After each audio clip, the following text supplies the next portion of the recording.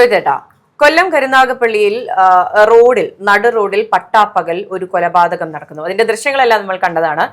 വാഹനം തള്ളി കുഴിയിലേക്ക് ഇട്ടതിനു ശേഷം വാഹനത്തിൽ കമ്പിപ്പാര കൊണ്ടൊക്കെ അടിച്ച് അതിൽ ഡ്രൈവർ സീറ്റിൽ ഉണ്ടായിരുന്ന അലുവ അതുൽ എന്ന വ്യക്തിയെ പുറത്തേക്ക് എടുത്തിട്ട് വെട്ടിക്കൊലപ്പെടുത്തുകയാണ് ഉണ്ടായത്.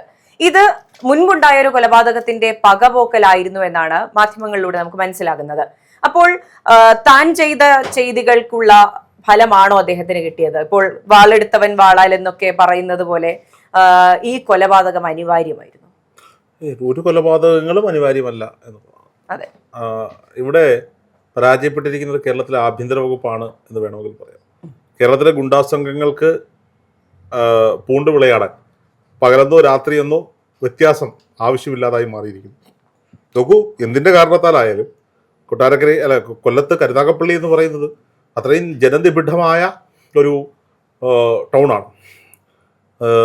പുണ്യ റംസാൻ കാലഘട്ടത്തിലൂടെയല്ലേ നമ്മൾ പോയിക്കൊണ്ടിരിക്കുന്നത്. നോമ്പ് കാലഘട്ടമാണ്. അപ്പോൾ കരുനാഗപ്പള്ളി മേഖലയിലെ മുസ്ലിം സഹോദരങ്ങളെല്ലാം നോമ്പ് നോൽക്കുന്നൊരു സമയമാണ്. അത്രയും പരിശുദ്ധമായ ഈ മാസത്തിലാണ് അലുവ അതുൽ ഈ ഗുണ്ടകൾക്കൊക്കെ വെറുതെ ഒരു പേര് മുന്നിലങ്ങ് ചാർത്തി കൊടുക്കുമ്പോൾ അവരെന്തോ ഭീകര സംഭവമായി മാറുന്നു എന്നുള്ളതാണ്. നോക്കൂ, അതുൽ മരണപ്പെട്ടിരിക്കും. ആ ദൃശ്യങ്ങൾ നമ്മൾ ഏറെ ഞെട്ടിക്കുന്ന ഒരു CCTVയുടെ കീഴിലാണ് ഈ സംഭവങ്ങൾ നടക്കുന്നത്. അതിനുശേഷം ഇയാളുടെ ചോര വാർന്നു കിടക്കുന്ന അതുലിൻ്റെ ദൃശ്യങ്ങളും വീഡിയോകളും ഒക്കെ വാട്സപ്പുകളിൽ പരന്ന് നടക്കുക.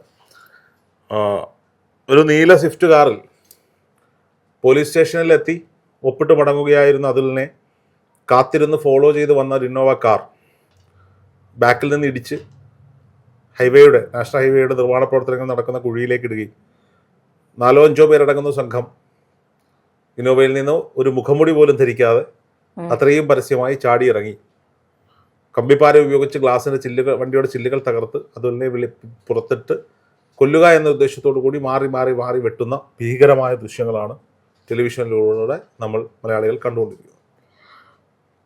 ഈ ഗുണ്ടാ സംഘങ്ങൾക്ക് ഇതൊക്കെ ഇവിടെ നടന്നാലും ഒന്നും സംഭവിക്കില്ല എന്ന ധൈര്യം ലഭിക്കുന്നത് ഒരുപക്ഷെ കേരള പോലീസിൻ്റെ ആഭ്യന്തര വകുപ്പിൻ്റെ വീഴ്ചയാണ് എന്ന് വേണമെങ്കിൽ പറയാം. 2025 ഏപ്രിലിൽ നടന്ന ജിം സന്തോഷ് കൊലപാതകം. ജിം സന്തോഷൻ വീട്ടിൽ വിശ്രമിക്കുകയായിരുന്ന ജിം സന്തോഷിനെ ഒരു കൂട്ടം കൊലയാളികൾ വീടാക്രമിച്ച് അമ്മയുടെ കൺമുന്നിലിട്ട് പെറ്റമ്മയുടെ കൺമുന്നിലിട്ട് വെട്ടിക്കൊലപ്പെടുത്തി. ആ കേസിലെ പ്രതിയാണ് ഇന്ന് കൊല ചെയ്യപ്പെട്ട അതുൽ എന്ന അലുവ അതുൽ. ജയിലിലായിരുന്നു. ജയിൽ ശിക്ഷയിൽ നിന്ന് ജാമ്യം ലഭിച്ച് പുറത്തിറങ്ങിയ ജാമ്യ വ്യവസ്ഥയുടെ ഭാഗമായ സ്റ്റേഷനിലെത്തി അന്വേഷണ ഉദ്യോഗസ്ഥന്റെ മുന്നിൽ ഒപ്പിടുക എന്ന പ്രക്രിയ കഴിഞ്ഞ് മടങ്ങുമ്പോഴാണ് അതുൽ കൊല്ലപ്പെടുന്നത്. ഇനി എന്താണ് സംഭവിക്കാൻ പോകുന്നത്? ഈ കൊലപാതക സംഘത്തെ പോലീസ് അറസ്റ്റ് ചെയ്യും, ജയിലിലടക്കി. കുറച്ചാൾ കഴിയുമ്പോൾ ഇവരും ജാമ്യത്തിലിറങ്ങും.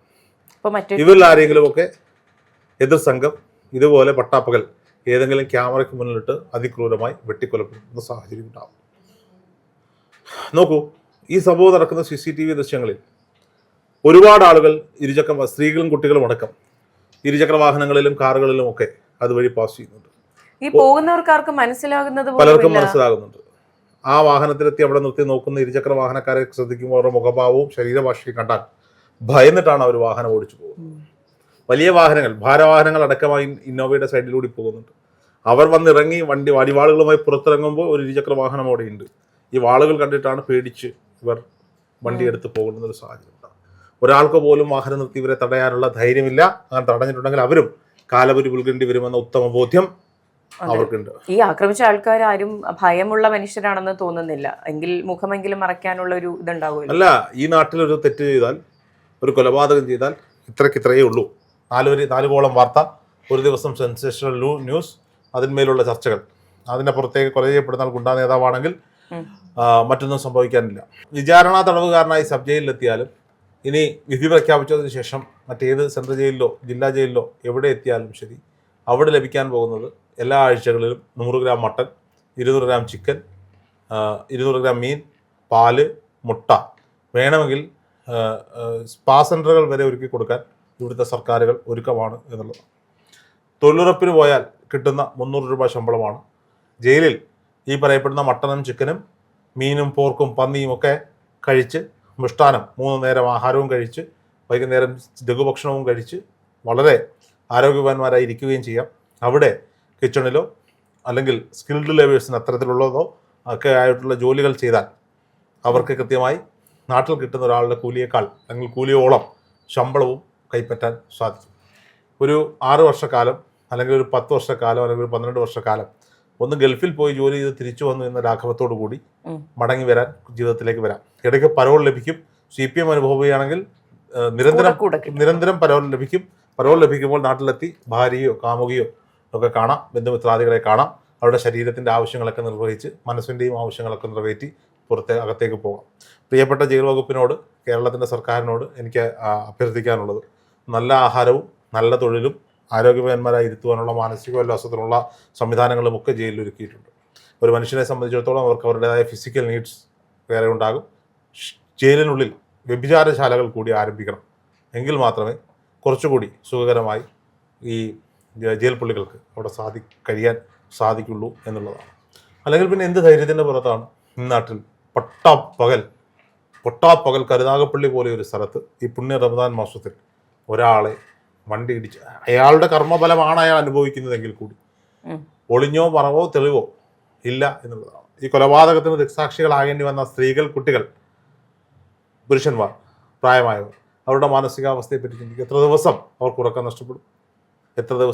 ഉറക്കം നഷ്ടപ്പെടും ഈ ഭീകരമായ കാഴ്ചകൾ കണ്ടു. പിന്നെ കണ്ണൂരിലൊക്കെ നമ്മൾ പണ്ട് കേട്ടിട്ടുണ്ട്, ജയകൃഷ്ണൻ മാസ്റ്ററെ പോലെയുള്ളവരെ വിദ്യാർത്ഥികൾക്ക് മുന്നിലിട്ട് ബോംബെറിഞ്ഞ് വെട്ടിക്കൊന്നതും, TP ചന്ദ്രശേഖരനെ പോലെയുള്ളവരെ തട്ടുകടയിലിരിക്കുമ്പോൾ ബോംബെറിഞ്ഞ് ഭീകരാന്തരീക്ഷം സൃഷ്ടിച്ച് വെട്ടിക്കൊല്ലുന്നതും ഒക്കെ നമ്മൾ കേട്ടിട്ടുണ്ട്. അവിടെ നിന്ന് ഇതൊക്കെ അങ്ങ് തെക്കൻ കേരളത്തിലേക്ക് കൂടി വ്യാപിക്കുകയാണ്.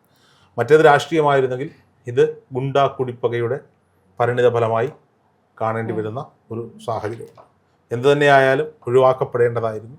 ഇനി ഈ പ്രതികളെ അറസ്റ്റ് ചെയ്ത് സുഖലോലുപിതന്മാരായി വാഴിക്കാം എന്ന് മാത്രമാണ് പറയാനുള്ളത്.